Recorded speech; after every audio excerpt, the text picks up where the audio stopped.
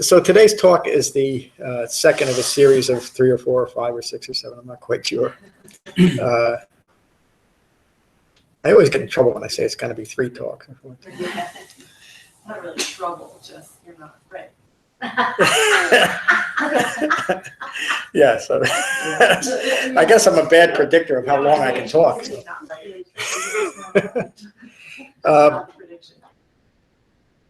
We started last week with a talk on, well, a series of talks on the 3 marks of existence of Anicca, Impermanence, Anatta, not self-characteristic, and the unsatisfactory and disappointing experiences that follow from a misunderstanding of the first 2. So the 3 marks of existence define the common human experience when that human life is rooted in ignorance of 4 noble truths. You hear me say it nearly every class. The Buddha awakened to the profound understanding that it was ignorance of 4 noble truths that led to all manner of confusion, deluded thinking, disappointment, unsatisfactory experiences, in a word, ongoing suffering. A lot of the Buddhist teachings are grouped into numbers. In fact, there's a section in the Pali Canon that is just devoted to the reference by number. In other words, the Buddha gave a singular teaching or a teaching with 2 subjects, which is the Book of Twos, or 3 subjects, which is the Book of Threes. And so the 3 marks of existence relates directly to the 3 defilements of greed, aversion, and deluded thinking. Greed, aversion, and deluded thinking arise from a misunderstanding of the first 3, of Anicca, Anatta, and Dukkha. I got you really confused, aren't I? The point that I'm making about talking about the numbers simply to say that the Buddha taught the contextual understanding of everything that he would teach in his first teaching on another number, the 4 noble truths. And as you break down these individual components, in other words, Anicca, Anatta, and Dukkha, the 3 marks of existence, could be characterized simply by the last reference, meaning Dukkha. Dukkha describes the interaction between impermanence and a misunderstanding of self, the not self-characteristic. But in breaking it down, breaking these concepts down to their components, we're able to now gain an understanding of it. So if it was enough to say, for the Buddha to say, Dukkha occurs, and then he went on his merry way, he would have accomplished absolutely nothing, right? But his first teaching was that Dukkha occurs. And then everything that he taught for the next 45 years of his life, this awakened human being was devoted to teaching and understanding of Dukkha, of suffering. It's such an obvious thing to all of us. We all know that at times in our lives, there's stress. Another word for Dukkha is stress. There's even some very useful courses that have been developed by John Kabat-Zinn related to the nature of stress. There is stress. But why does it take the teachings of an awakened human being to understand our own contributions to stress? Because of the second noble truth of craving and clinging. Once we create an identity, and this leads to the not self-characteristic, once we create an identity rooted in wrong views or views rooted in ignorance of 4 noble truths, we are then self-compelled to continue those views. Another way of saying that is we'll create very intricate and very powerful strategies to ignore our own ignorance through craving and clinging to those initial wrong views, to that initial ignorance. But again, the Buddha didn't stop there. He said, wait a minute, the third noble truth is cessation of this process is possible. Meaning, I can show you a way through the Dhamma to stop, to bring wisdom to where there was once ignorance in your minds, in an individual mind. Again, this is not a global teaching in the context that everyone will understand it, although it would be a great thing for everybody to do that. But it is a very individual and personal experience. And that leads to the Eightfold Path. Because it's not a philosophy so much, meaning that if you follow a certain set of rules, just as an example, follow the 10 Commandments, you're going to be good to go when you die. The Buddha didn't care about what happens after we're dead. He was concerned about the quality of human life in this moment, in this human life. And so another number, the Eightfold Path, breaks down the components of craving and clinging and ignorance into a form that we can recognize it. And we recognize it directly through eye-making, anatta, the second mark of existence. So again, taking the initial problem of dukkha, one word, and now breaking it down and expanding it into its component parts allows us to see it much more clearly, because then we can no longer ignore our own ignorance when we see it in this very clear way. So last week we looked at impermanence, the impermanent nature of all things, and I talked about when the Buddha gave his first teaching, the Dhammacakkappavattana Sutta. I love that word. After giving that teaching, Kandana so understood it, he penetrated the nature of suffering to its core, that he declared all conditioned things that arise are subject to cessation. The Buddha said, you are now Anakandana, the one who understood.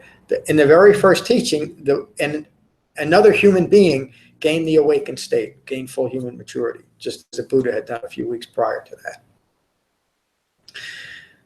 Understanding that all conditioned things that arise are subject to cessation is understanding impermanence in the context of the three marks of existence. And the reason why I say that is I've gotten this question or comment more than a few times from students.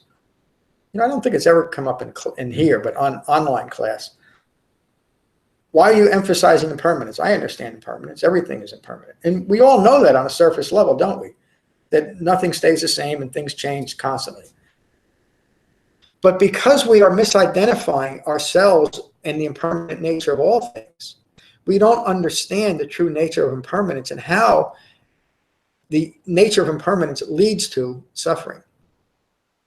And it's because of ignorance that we seek to establish a permanent self in an impermanent environment. It simply can't be done. And yet once we've established through craving and clinging any self-identification with the outer world, meaning the defining ourselves by what we like and what we dislike, what we think we need to hold on to make ourselves happy and need to avoid any type of disappointment.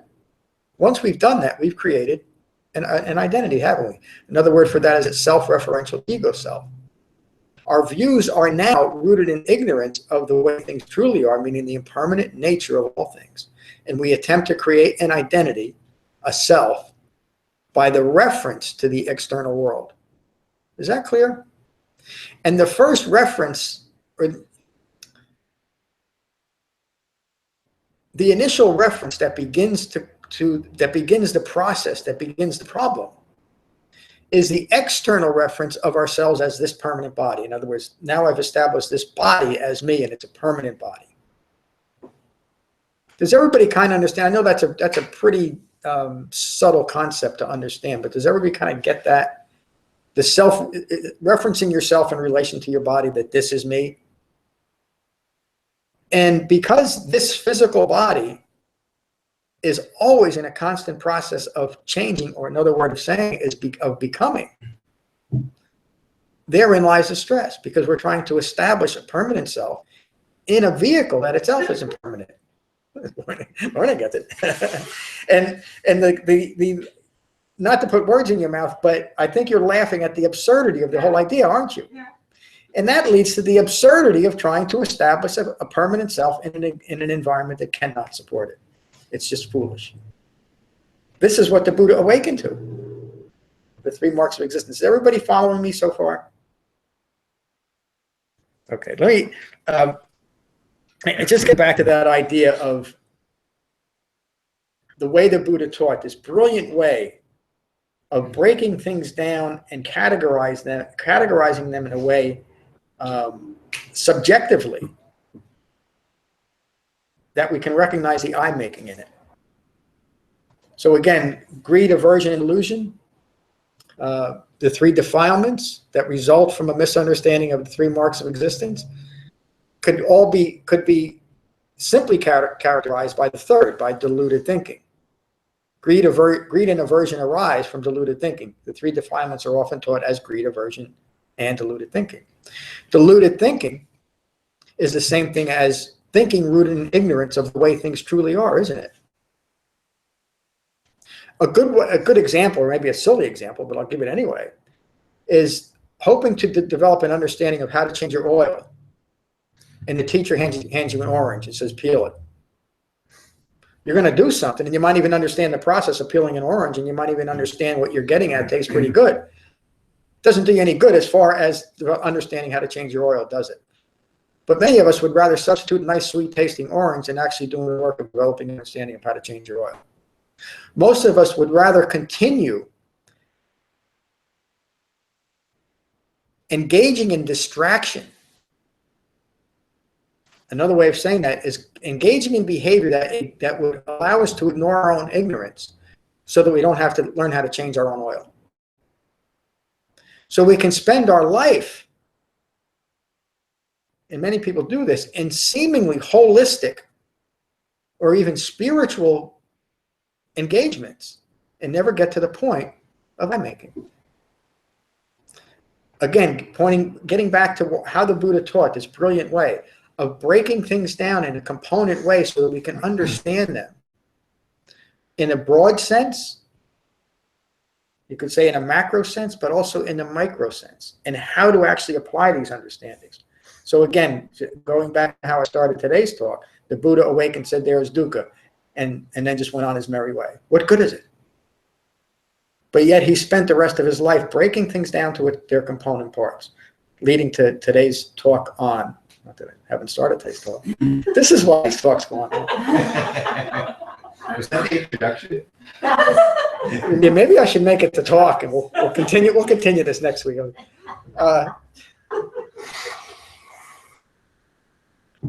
Leading to the importance of this second component of the three marks of resistance, understanding anatta. When the Buddha used the term anatta, that was a common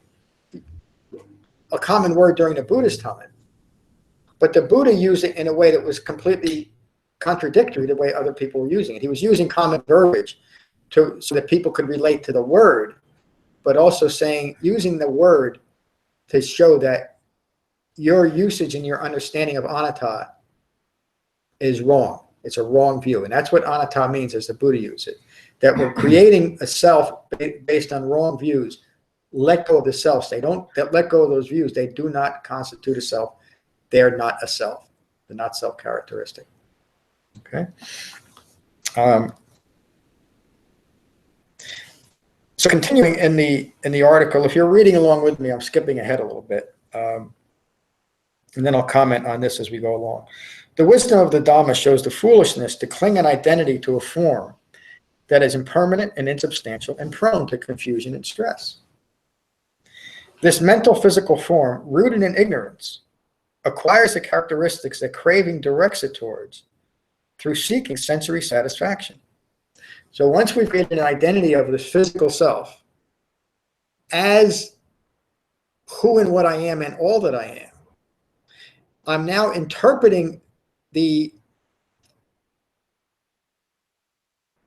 enjoyment or lack of life through that identification. And we do that through our senses, don't we? Our contact with the external world is through our five senses and that sixth sense of consciousness. But remember that what I'm talking about is not a grand cosmic consciousness. It's ongoing thinking rooted in ignorance. So we're interpreting the pleasure and even effectiveness of our own life through contact interpreted by that consciousness that is rooted in ignorance. And so only thing that can follow from that is ongoing stress through that misidentification of this is who I am and this is all that I am. Is that clear? If there's any questions about this while I'm going along, just raise your hand. We'll discuss all this later.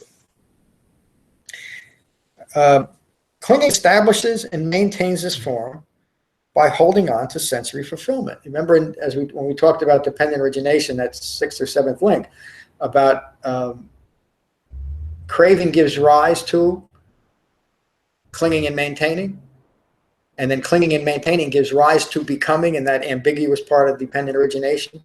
But we know we talked about this a lot, you might not have gotten this part. The ambiguous part of becoming then leaves the question is, what am I going to become? Am I going to become a self continued rooted in ignorance, or will I become awakened? And so right before that is clinging and maintaining.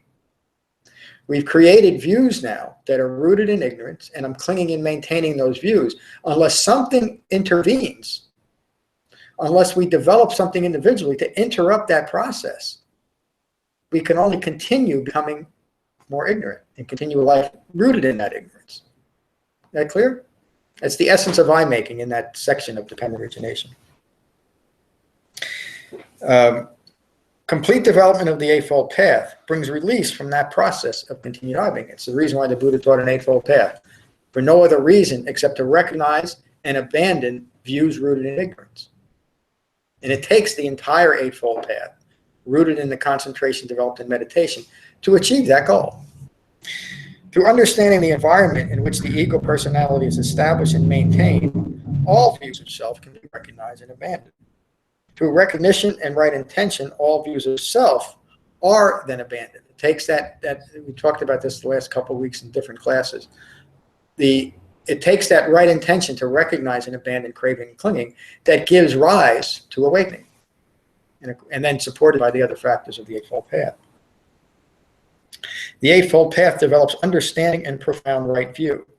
Right view is understanding the truth of stress and the impermanent environment in which the ego self is established and maintained. When the Buddha described an awakened human being in the context of right view, he said that right view is a view that completely or profoundly penetrates dukkha. It understands stress. Meaning, again, that fine point, but understanding the entire broad picture of stress and all of the components of it. The ego personality is associated with a physical form that is interpreted through consciousness. This combination of consciousness's form is known as Nama-rupa, N-A-M-A-R-U-P-A. Nama-rupa means name and form. So name and form simply means that I've given a name to this form. This is John. But because I'm interpreting my experience even with my own form, conditioned thinking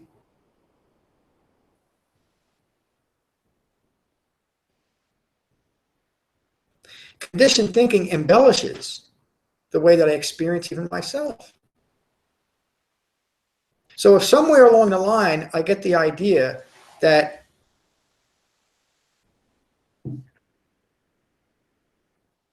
trying to use just a common example. If somewhere along the idea I get I am taught from my environment that it's best to be 6 feet or taller, that you're more attractive to the world that way, and you find yourself 5'7", you're going to think less of yourself in some way.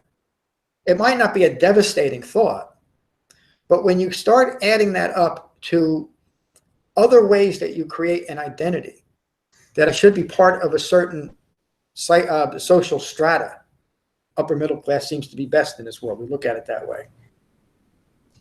I should have a certain type of skin color.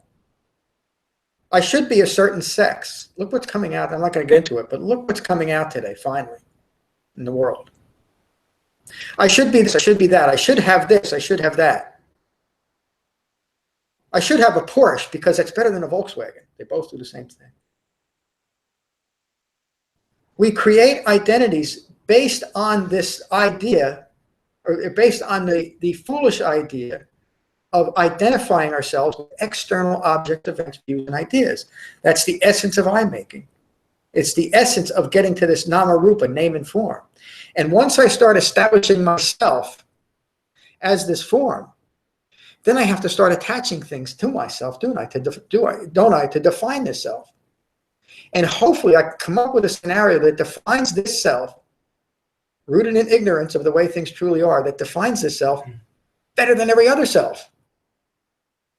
And that begins the competitiveness within myself and within most all beings that leads to ongoing stress. Dukkha occurs because you can never satisfy a self-referential self, and the sole reason you can't is because that self-referential self attaches itself to things that are all impermanent, and it creates the ongoing grasping. Another word for grasping is craving. Grasping after self-referential views. I'm this, I'm that, I need this, I need that. Is that clear? That's the profound understanding of what the Buddha awakened to. Remember, when he left the palace grounds, and he had everything any human being could want within those grounds, and he found the palace grounds, he found his life, he described it as a confining place, and he finally had to leave at the age of 29. He couldn't stand it anymore. So much so that he snuck out under the darkness of night. And he got into the village, and he saw the village for the first time clearly. Up until that time, whenever the Buddha left the palace grounds, it was always planned. It was like going on a state visit to China. Until this last president went there, you never saw the Forbidden City. You only saw what they wanted you to see. The Buddha only allowed his son to see the world the way that the king wanted his son to see, for somewhat understandable reasons. He had a feeling, and was told so, that your son's either going to be a great political leader or he's going to be a great spiritual teacher. And the king was concerned that if the Buddha saw the suffering in the world, he would want to find a solution to it. So whenever the Buddha left the palace grounds, it was always in a very careful and planned way. So for the first time, the Buddha saw life as it really was. He saw a man on the side of the road dead, and he asked Chanda, his handler, why is that man sleeping on the side of the road? And he said, he's not sleeping, he's dead. And it so shocked the Buddha. He said, what do you mean? The Buddha had never even confronted death up until that point. And Chanda says, well, that happens to everyone. That initial thought, you could say that it shattered young Siddhartha's mind. Because he started thinking, if we all end up like that poor man on the side of the road, what's the point of anything? And then he walked into town and he saw the competitiveness and the aggressiveness of people just trying to stay alive and to maintain their position in the world. And I'm shortening the story somewhat. And it was these initial experiences with recognizing the unsatisfactory nature of life that set young Siddhartha on his quest for understanding. Is there a way to understanding the nature of suffering, and can we bring this to an end? How do we contribute to our own suffering? And after 6 years of arduous study and practice with some of the most advanced spiritual teachers, he came to this understanding that it is a misunderstanding, it is ignorance of these three marks of existence. Now, relate that back to the first thing that got Siddhartha going, the impermanent nature of human life. In many of the suttas, he teaches that when you profoundly understand the impermanent nature of all life, you'll take to the Dhamma, because what's most important. The last teaching the Buddha ever gave in the Mahaparinibbana Sutta, he finished his life's teaching with these words. Impermanence and decay is relentless. Strive diligently for your own awakening. He could have said anything else, couldn't he? But he pointed it right back to the importance of understanding the impermanent nature on a personal level, not on an impersonal level. Sure, everything is impermanent. And apply it directly to our own thoughts, our own ideas, our own physical experience. Okay. This is definitely going to be a 7. Name and form. So name and form is a conscious identity or identification as an ego personality. And this is the mental or psychological factor of ego self and rupa or form. It's the thoughts we hold about ourselves. We define ourselves. This is my name. John is. This, and this. This mental physical self is an aggregate of 5 impermanent phenomenal aspects that together comprise what is called the self. I'm referring to the 5 clinging aggregates now, the ongoing personal experience of dukkha. There is nothing permanent about any individual aspect of the 5 aggregates or in a combination of all 5. Those 5 physical aggregates, known as the 5 clinging aggregates, are form, feelings, perceptions, mental fabrications, and consciousness. So those 5 aggregates are what we use in a self-referential way by clinging them together to say, this is me. And it is by clinging that together, my physical form, this physical form that has feelings, and as a result of the feelings and a disturbance in my mind that the feelings cause, I create perceptions about the world. That leads to fabrications or assumptions, meaning what I assume I need to be happy. Remember, assumptions is something rooted in false views or fabrications. And that 5th component, or that 5th aggregate of consciousness rooted in ignorance of Four Noble Truths. And if you look at these closely, and it takes a little bit of investigation, but it is these 5 aggregates that we use to define ourselves and to interact with the world.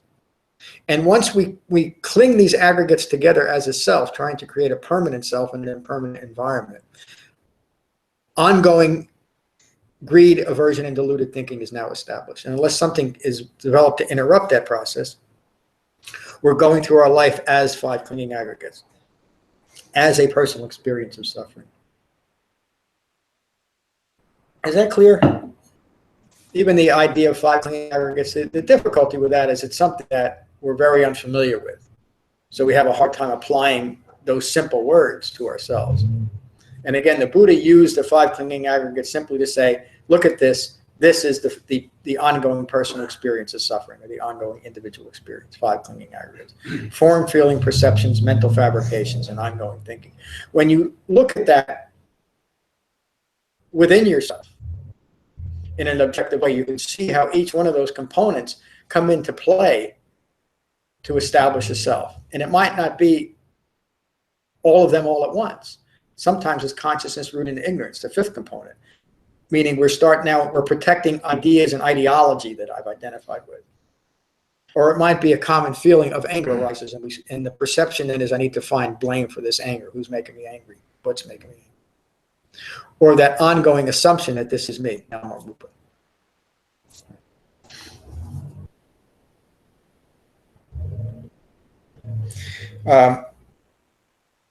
The Buddha's teaching on what constitutes a self has taken on confusing and misleading, esoteric, magical, and mystical interpretations.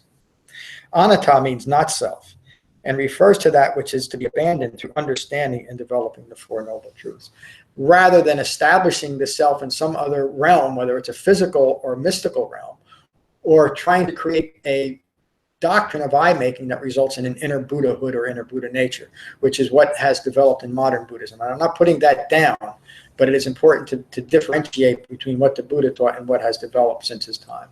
Anything that's used to establish a self in any realm, a permanent self, in any idea, in any event, is prone to confusion, delusion, and suffering. It's rooted in ignorance. Anatta, let go of the views. And that anatta refers to that which is to be abandoned through understanding and developing the 4 Noble Truths. It would be and is confusing to attempt to describe a concept of self without the context of developing an understanding of the 4 Noble Truths. The reason why that's true, the reason why we need the framework of the Eightfold Path in order to understand what a self is because without that context and without that framework, all that we're doing is creating additional concepts and context to establish a self in. And you could say that a lot of the later developed Buddhist traditions have done just that. They found ways around recognizing and abandoning self-referential views and continued doctrines that allow to ignore its own ignorance. And again, I'm not putting it down. I know that what I've just said is a pretty harsh statement and can easily be taken as a condemnation, but I just don't mean it that way. It's important to understand that what the Buddha taught is something different and unique than anything that was ever taught before and anything that has followed, because he remained focused on 4 Noble Truths and never taught anything outside that. He remained focused on teaching and understanding of how we create a self that is prone to suffering and how to abandon that process, how to become awakened rather than become more ignorant. And I just want to make this point a little bit more, and I think we'll conclude for today. But this is an important point.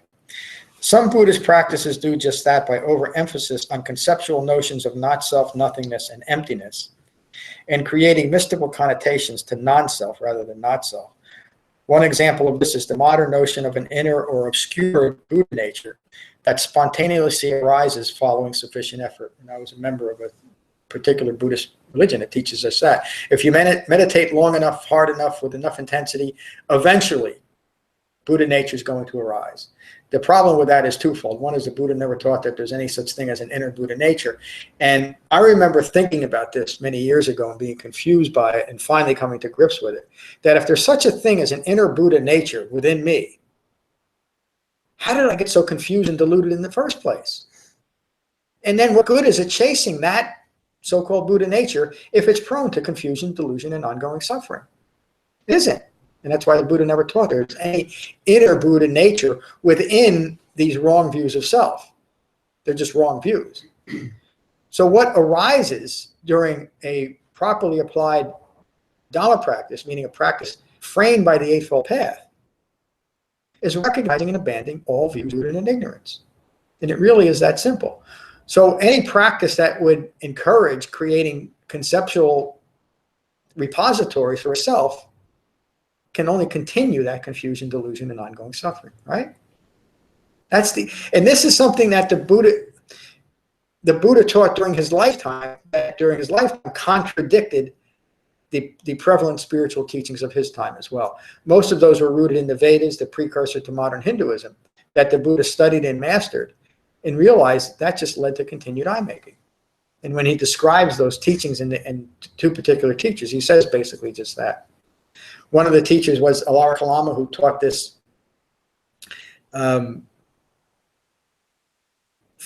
teachings founded in the Vedas, but interpreted his own way, that lead to the establishment of a self in a realm that Alara Kalama described as the realm of nothingness or emptiness, which is what some of the modern Buddhist schools seek to develop. That realm of nothingness or emptiness, the Buddha saw as just as delusional as any other self, just as delusional as identifying the self as a permanent physical body. There's nothing advanced in developing these so-called advanced mind states. The other teacher was Uddaka Ramaputta, who taught this practice that culminated in an understanding of neither perception nor non-perception. Sounds very magical and mystical too. Also sounds very contradictory. It's also something that the Buddha realized is just as mundane and prone to suffering as any other self-establishment. Trying to establish a self in any of these conceptual realms doesn't work.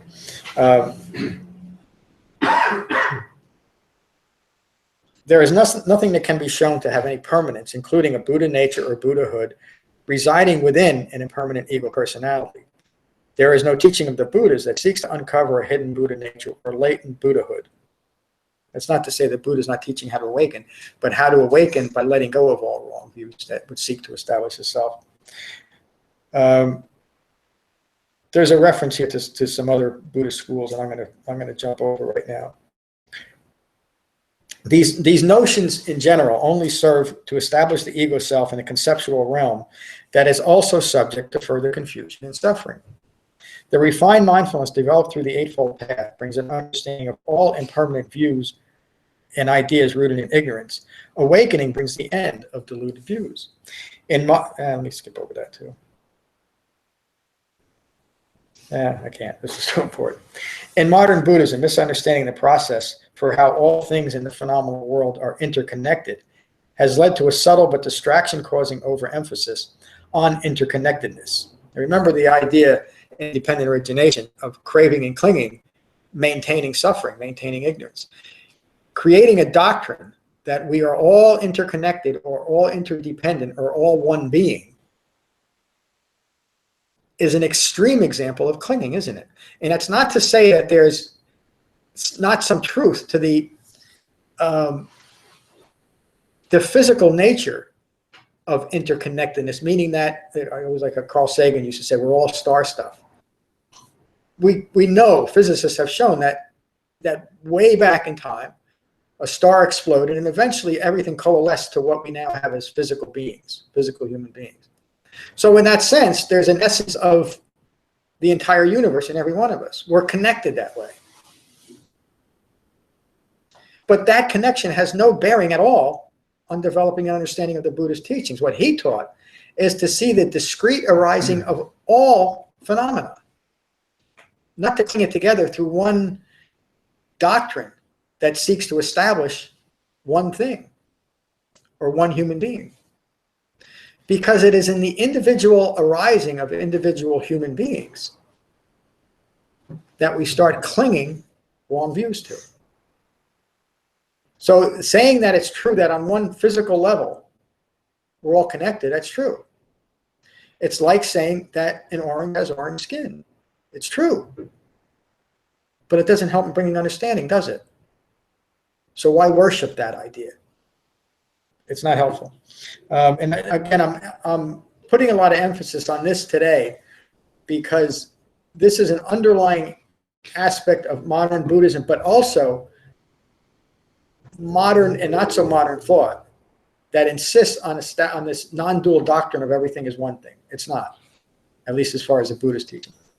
He's teaching to understand the discreteness of all phenomena. It's so important. It doesn't negate or diminish in importance the fact that we're all part of a human family. In fact, when you start to really understand the nature of suffering, true compassion for other human beings arises, and it's informed with wisdom. Truly understanding the process of suffering arises.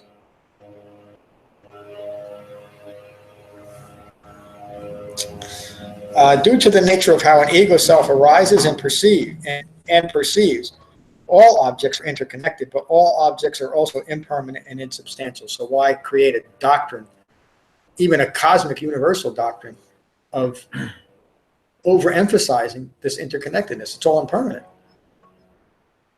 We're promoting a doctrine rooted in ignorance of impermanence then. Creating a conceptual and false doctrine of interconnectedness, interdependence, or interbeing only fosters clinging and promotes additional confusion, delusion, and suffering. The Buddha consistently avoided the myriad attempts at establishing anatta in endless conceptual realms, as this would prove a distraction to his stated purpose. Not self simply refers to an insubstantial and impermanent ego personality that is mistaken as a substantial and permanent individual identity. Rather than creating a distracting and misinformed doctrine of nothingness or emptiness, the Eightfold Path brings understanding of the process of giving birth to an impermanent ego self, rooted in ignorance and prone to endless confusion and suffering. And this presents a clear and practical path of developing profound wisdom of the continuity of unconditioned mindful experience. So I think that's a good place to end. The continuity of unconditioned mindful experience. What that means is once we have freed ourselves of conditioned mind, of views rooted in ignorance, then that unconditioned mind is free to experience life as life occurs without any self-referential view. Another way of saying that is a stress-free life. A life that is lived moment by moment without the need for it to be any different than what is occurring. And we developed a profound understanding of the difference between acceptance and approval. We no longer have to approve everything that arises in reference to mental fabrications or assumptions of what I've made of myself. And we accept it because it's what's occurring. It's just practical. Why do I accept what's occurring? Because it's what's occurred. It cannot be changed. But I can certainly attempt to alter my experience by it if I'm rooted in wrong views. I like this, I don't like that. And that is the underlying aspect of ongoing stress and disappointment.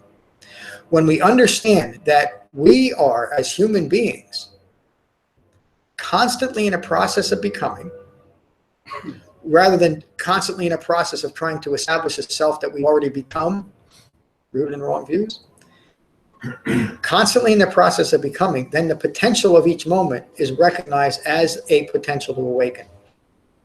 And it keeps us focused on the framework of the Eightfold Path by understanding these three marks of existence. So next week, and maybe for a couple more weeks, we'll get a little bit deeper into not self and then start exploring the nature of how dukkha arises.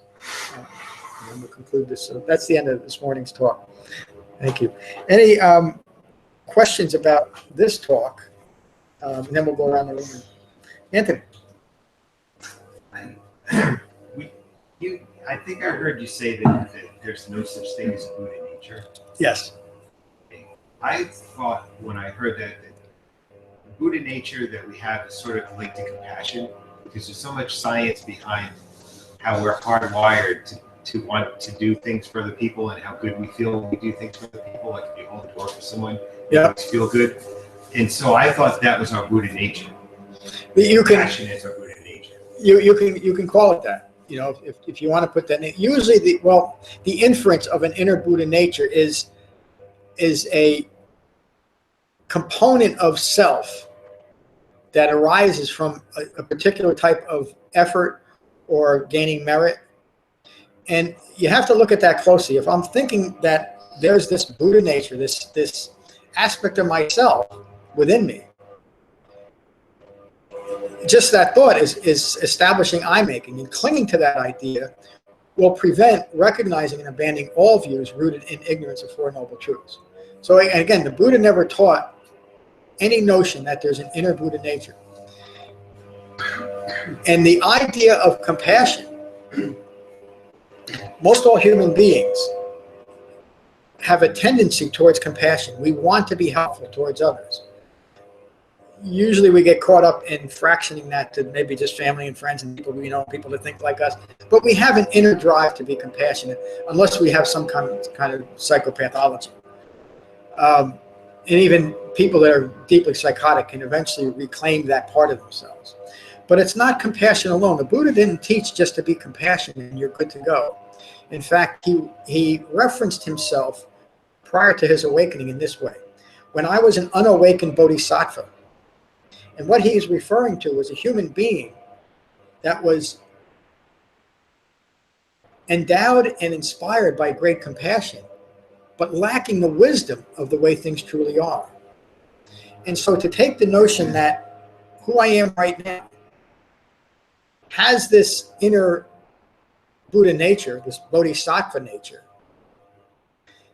then it leads my whole Dhamma practice to continuing to maintain this self because there's something worthwhile in it. Rather than recognizing the simple teaching that it's my views rooted in ignorance that cause the problem. So kind of more that there's no Buddha identity.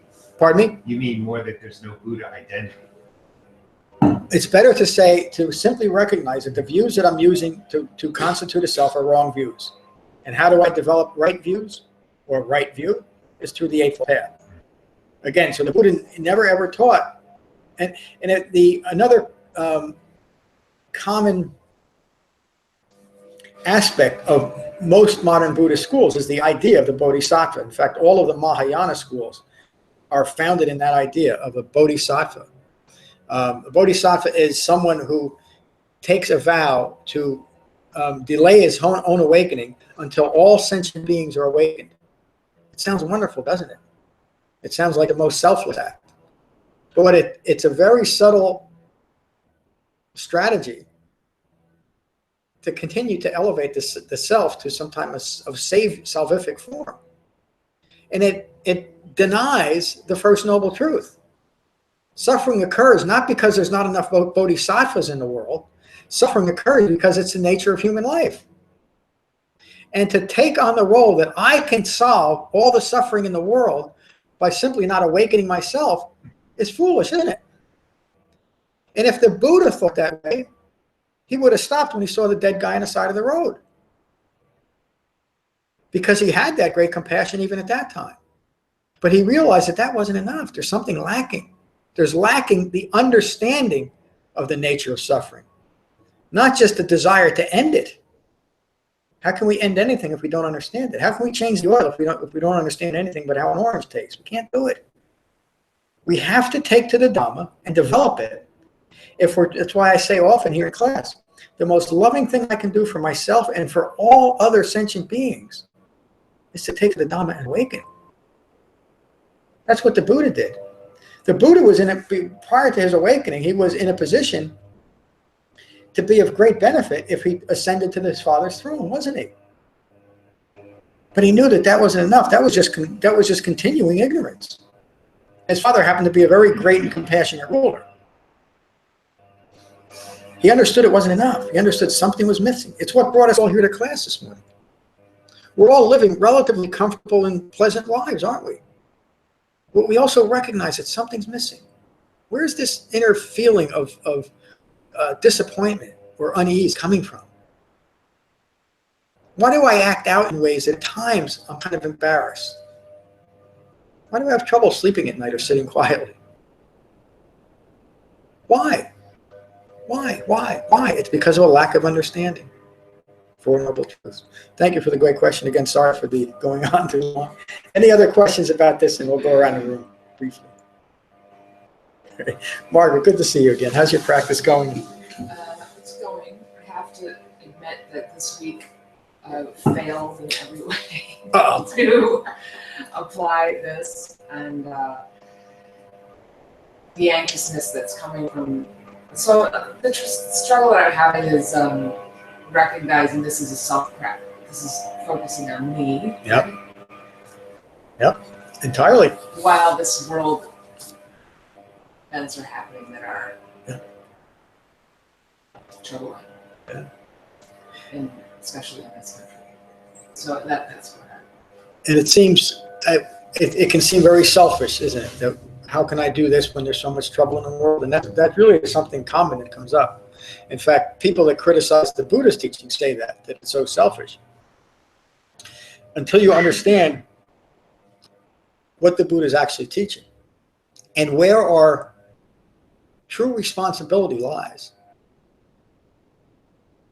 there's not much that I can do about the situation in the world today is very, very similar to the situation during the Buddha's time. The only real difference was the global understanding of the troubles of the world, but the same problems were the same, but described and arise through an understanding of Four Noble Truths. So the nature of the world is dukkha. The nature of individual people is dukkha, meaning disappointing, unsatisfactory, prone to suffering. The nature of the world is sustained by deluded thinking. So what can I do to have a truly profound, or maybe not so profound, what can I do to have even a minimal effect on that? What's the one thing I can do? Is to not contribute to it anymore through my own misunderstanding. And so the most loving thing I can do for myself and for the entire world is to awaken. And in that way, I can contribute in a truly useful way. In that way, I will be becoming more peaceful, more at ease, less prone to cause strife in the world. I will have the ability to gain control of my own thinking and my own actions in a very profound and useful way. So the initial understanding that there's too much going on in the world, there's too much suffering in the world, it's too selfish for me to take a few minutes to meditate and develop the broader framework of the Eightfold Path. And I'm not pointing this directly at you. It's the reason why that underlying notion always arises, is that's a very useful way to continue to ignore my own ignorance. Do you see that? So the world is too screwed up. How can I fix myself? Rather than if I fix myself, meaning I shouldn't even use the word fix because I don't like the notion that I'm fixing a broken self. The world is so messed up. How can I take the time to heal myself, to gain understanding? Well, what else could be of any benefit? The world is stuck in wrong views. That's what's causing all of this. It's the competitiveness and the aggressiveness rooted in wrong views that cause individual conflict, me and you, and national conflict, parties against parties, ideologies against ideologies, and global conflict, nation against nation. And it's all rooted with trying to establish supremacy, whether it's I need to win this argument or I need to control the world. It's all the same thing. It's all rooted in ignorance.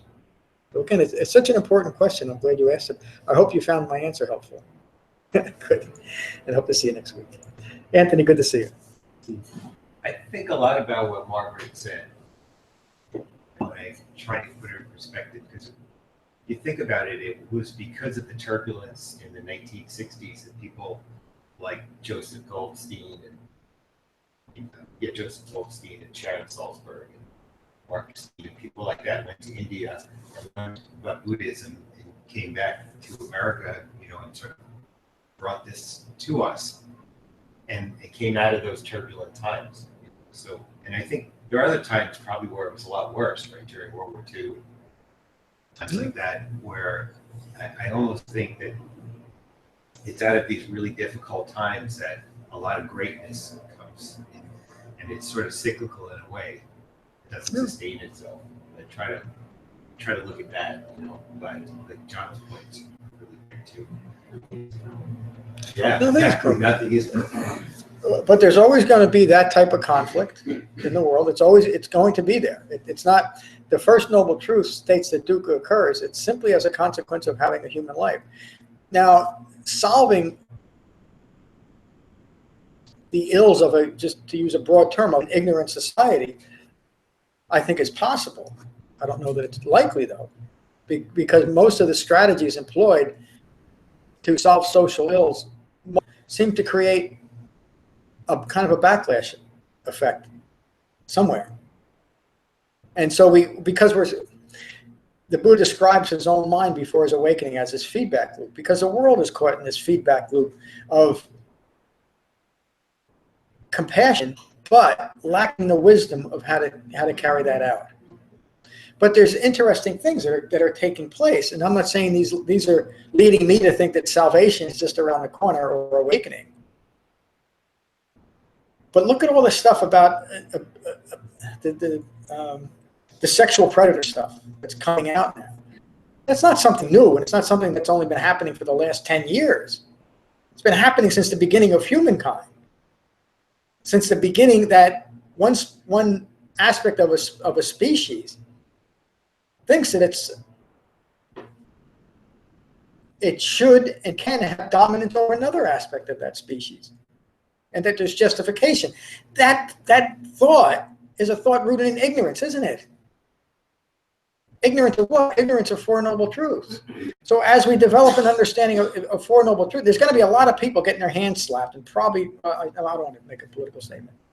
There's going to be a lot of people getting their hands slapped, hopefully a little bit more. Not that I like to see people suffer, but I think a point needs to be made. When I hear about these things and the icons of our society that are falling, it doesn't make me happy. It makes me deeply saddened. And I'm not talking about whether they're on the left or the right. But it also gives me hope, because we have to recognize the results of ignorance before we can do anything about it, don't we? So this idea of, and this gets back to what we were both saying, we have to understand, we have to have the proper view of suffering if we're not going to simply react over it and say, shoot all the bastards or whatever else we want to do, or even to create additional legislation. There's always been legislation about hurting other people. It hasn't stopped anybody, has it? Legislation can be a somewhat mindful response to what's occurring, but it's never going to solve our problems. If they would just make me emperor of the world, I'd make everybody study the Dhamma, but that's not going to happen. But the more and more people that develop a true awakening of the nature of suffering in their own minds, in their own inner cause for reacting to the world in a competitive and aggressive way, the more people that understand that and let go of those wrong views, the more at peace the world will be. And that's something I really truly believe. The Buddha knew this too, but he never set himself up as a savior to the world. He never presented these teachings as salvific in any way. He simply said, if you want to develop a calm and peaceful mind, a mind of lasting equanimity, take to the Dhamma and awaken. Now, when he was often asked by the kings and the other political leaders of his time for advice, and he taught them the Dhamma. And he had a profound effect on the violence of his time. And even after his time, again, sorry for going on so long, but this really, again, gets to the heart of the matter. About 250 years after the Buddha's passing was King Ashoka. Those of you may have heard of Ashoka, even the reservoir up near Woodstock is named after him. King Ashoka was, up until that point, the most bloodthirsty and brutal and violent leader the world had ever seen. And he dominated all of northern India and most of southern India. That phrase, he put a head on the pike, or however the phrase is, came from King Ashoka. When he conquered a village or an area, he made a point of cutting off the heads and littering the countryside with heads on a pike, so that everybody would know how powerful King Ashoka was. He came across the Buddhist teaching, developed the Dhamma, and awakened. And he never harmed another soul. So much so that there's still, what are they called? They're rock formations, but there's another word, all over northern India, even in Sri Lanka, that King Ashoka erected there today. upon his awakening, King Ashoka did something that we're still trying to do today. He started universal health care and then his great wealth. And then he went even further, universal veterinary care. From heads on a pike, all sentient beings. That's how the Dhamma works. That's how it can solve. It's important to take to the Dhamma, as a Buddha would say, we take to the Dhamma like our hair's on fire. There's nothing more important. If we really care about each other, even in a more selfish way, if we really care about our own well-being, we'll take care of ourselves. The Eightfold Path. And develop that common peaceful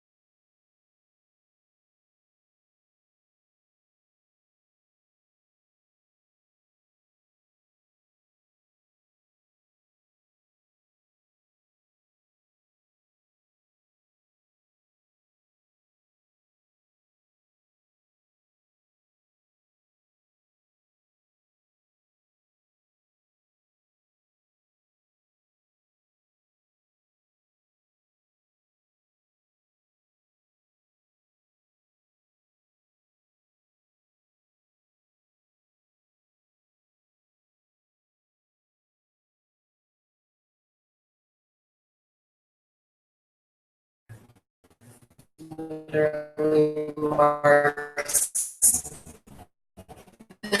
every moment of your existence. You can see these things, and I can see how it's not